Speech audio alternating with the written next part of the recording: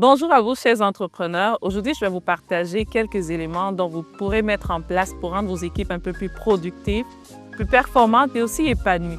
C'est un défi que beaucoup d'entrepreneurs traversent. On a eu beaucoup de questionnements, donc j'aimerais vous partager vraiment quelques astuces là-dessus.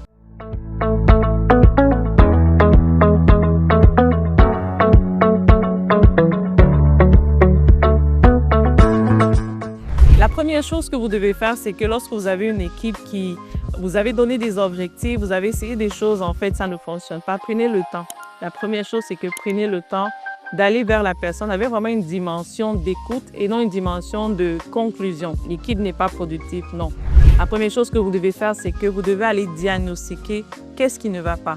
Rencontrez la personne avec qui ça ne fonctionne pas, ces personnes-là qui, malgré tout, ça ne marche pas, et posez-lui les questions sur 3 paramètres. Premier paramètre, au niveau personnel. C'est incroyable à quel point beaucoup d'équipes en fait ne sont pas fonctionnelles au travail parce qu'ils ont des défis personnels. Donc, essayez de creuser là-dessus pour comprendre est-ce que ça va bien, est-ce que ça va bien à la famille, est-ce que ça va bien dans leur vie personnelle. Deuxième chose que vous devez absolument aussi évaluer sur le moment au niveau du travail. Est-ce qu'ils ont compris leurs objectifs? Est-ce qu'ils savent exactement ce qu'ils ont à faire?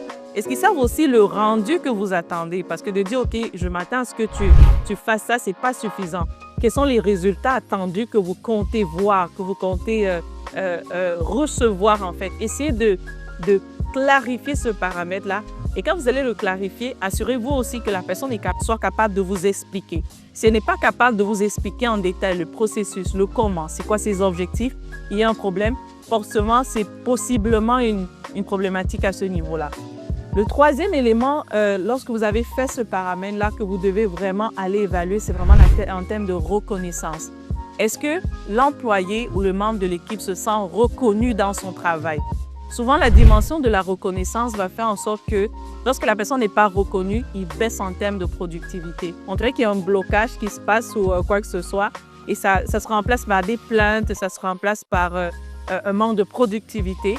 Donc, ce que vous faites en fait dans la troisième étape, c'est que prenez le temps. Prenez le temps pour aller vraiment voir si vous avez une reconnaissance à ce niveau-là, si l'employé se sent reconnu, s'il se sent écouté.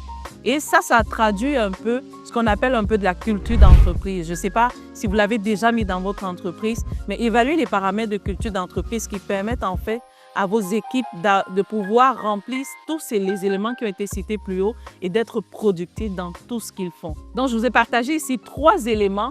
Mettez-les en application et n'hésitez pas à m'écrire pour voir si ça a fonctionné et ce que ça a donné. C'était Bernadette Tan, stratège d'affaires. Merci.